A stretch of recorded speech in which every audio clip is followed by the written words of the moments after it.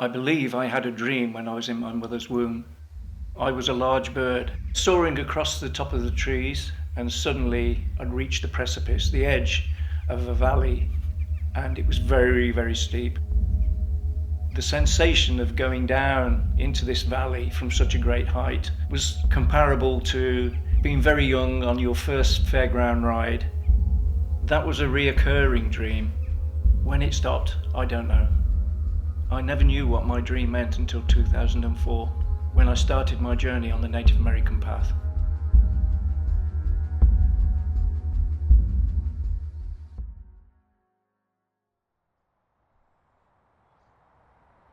I'm a Westerner, I'm a Christian, I've been baptized. Of course I'm not a Native American. I wasn't born into that life. We don't try to be Native Americans, but we respect their way and we love their way. So that's why we follow it. And initially it touched our hearts, and that was the main thing. It would be impossible to live the Native American way, especially the traditional way, in today's Western world. But you can apply those beliefs in what you do. It's about taking care of what's important. Take care of your family, take care of your animals. Try not to leave as much of a footprint as you can. I mean, I drive my car to the shops, maybe I should walk. But that's not the way we work in this country. Maybe if I was living on a mountain in a log cabin, it'd be totally different.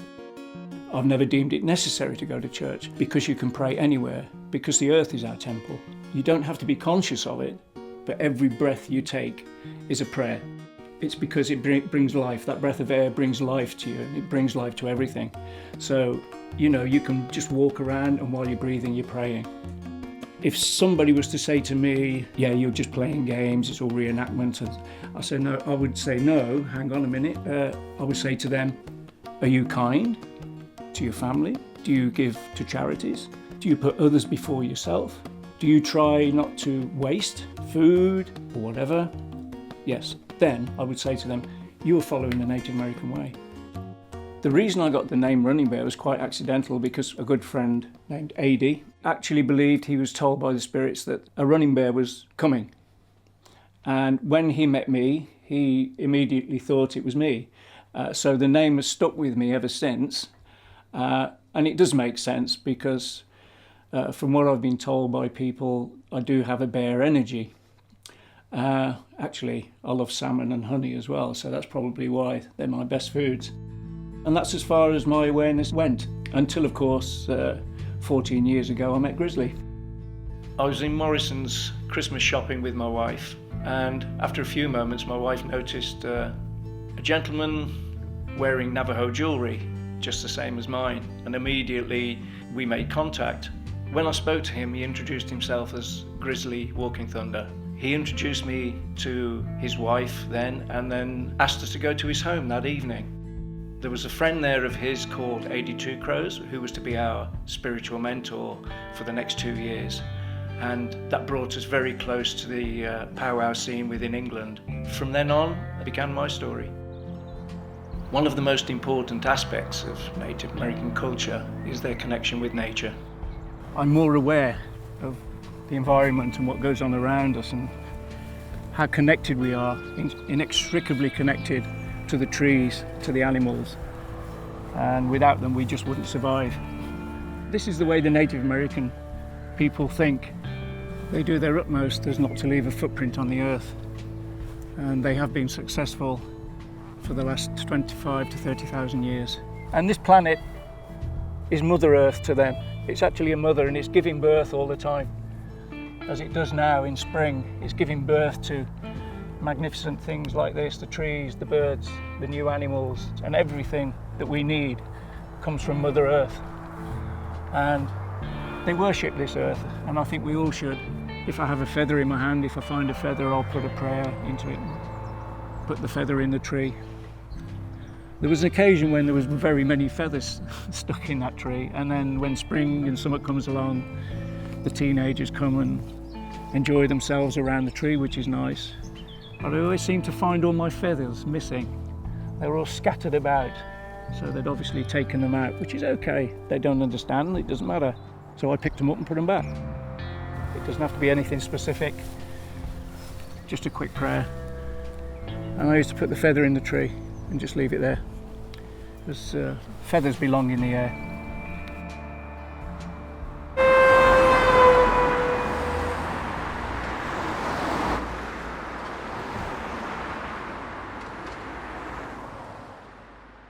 The flute for the native people is very important. It's a time of prayer, thought, and just expand their spiritual being. Usually it's played and appreciated in solitude. Usually it's nice to have a good vision of the mountains or a river, running water, just to help the flute player to be one with nature and allow those sounds to come through the flute. And this would be a spot where I would actually enjoy playing on my own, next to the water, surrounded by trees. Unfortunately, there's the sound of the motorway next door to us, but that's not a problem. I found this flute in my flute basket. It didn't belong to me. Still doesn't belong to me. And if the rightful owner comes forward, I'll gladly give it them back. But until then, I'll take care of it and play it.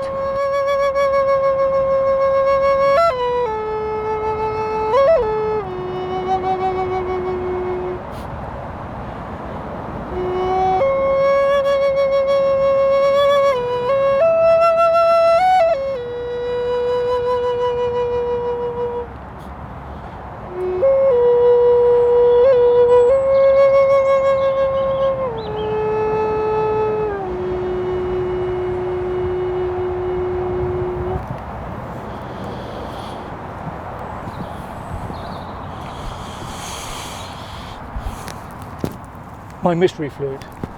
I really hope the owners don't come and take it off me. I've been aware of the Native American culture just in an aesthetic way, because I've always loved the colour and the flamboyance of the headdresses and the beadwork. Regalia to the Native American people is classed as sacred. It is actually not a costume, and it's not to be used willy-nilly.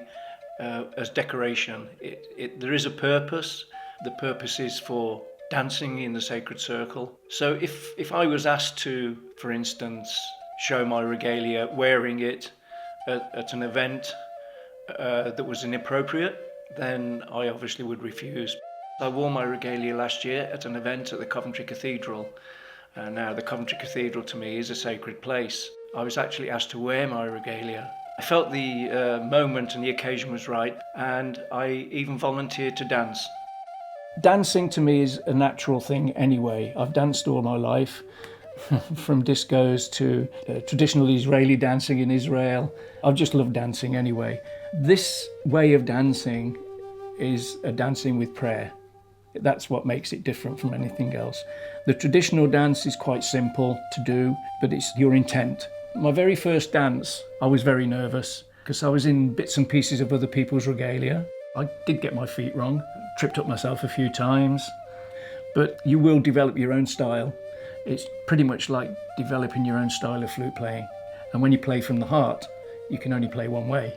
There may be a particular dance, depending on the music that's being played, the song that's being played. Then I'll think of my mother and my father and I'll pray for them.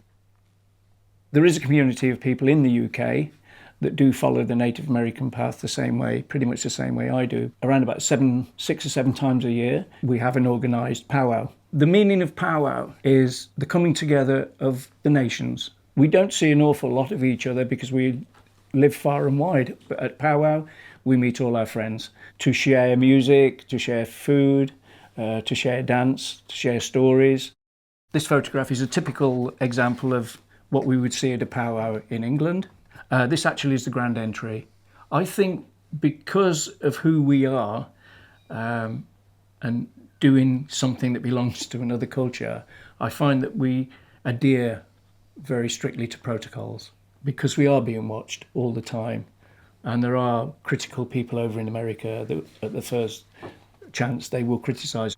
After a couple of years of powwow going, there was a complaint from America about the men wearing the full bonnet in the arena. The full bonnet is an amazing piece of kit, but it has to be earned. So there were complaints from America. and we actually did stop wearing the bonnet.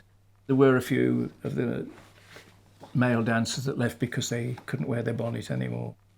Back in 2011, we erected our teepee at a local school. They were having a festival and we were invited to put our teepee up. Somebody from the Telegraph came by and thought it was a nice idea to publish it in the Coventry Telegraph, to which we didn't, we didn't disagree with. It was quite nice actually, and it made more awareness about native people. Straight after that, we found that it was in 4 or 5 daily tabloids. The way the story was printed was actually ludicrous, and it hurt us quite a lot. Some things were worded in such a way that I felt, well, everybody felt, it just made a mockery of what we were doing. It turned it into a sort of a play. It was tasteless, in fact. We're still upset to this day. Let me quote this. Meet Running Bear and Small Warrior, or John and Pauline, who live their lives in Coventry as Native American Indians in the wild, wild West Midlands. Now that is ridiculous. First of all, we don't have a wild, wild West in the Midlands. It was done with total disrespect, not only for me, but also for the native people. I've learned to be more observant about people. I can soon see whether I'm being taken as a joke, and I can also see when somebody's truly interested. I don't worry at all about what people think anymore. Maybe that's something to do with my age and the bit of wisdom that I've acquired along the way. I don't have to fight my corner. If somebody wants to have a tennis match with me about it, I won't do it. I'll go so far and I'll just say, well, look, let's stop here. This came to me. I didn't go to it. I didn't go to a shop and say, oh, that's nice, Native American stuff, I'm going to follow the way. No, it came to me totally by accident. There are certain things prior to this happening that make a lot of sense as to why I am here, because I already had the jewellery made by the Navajo, but I didn't follow their spiritual path. Had I not have met Grizz at Morrison's wearing his Navajo Native American jewellery, which you can't just buy anywhere, I wouldn't be here. But it was meant to be. So it's not coincidence. Everything is meant to be. I can't help the way I feel, and I can't help the way this culture has got to me and into my heart spiritually. I can't change that anymore because there's no going back.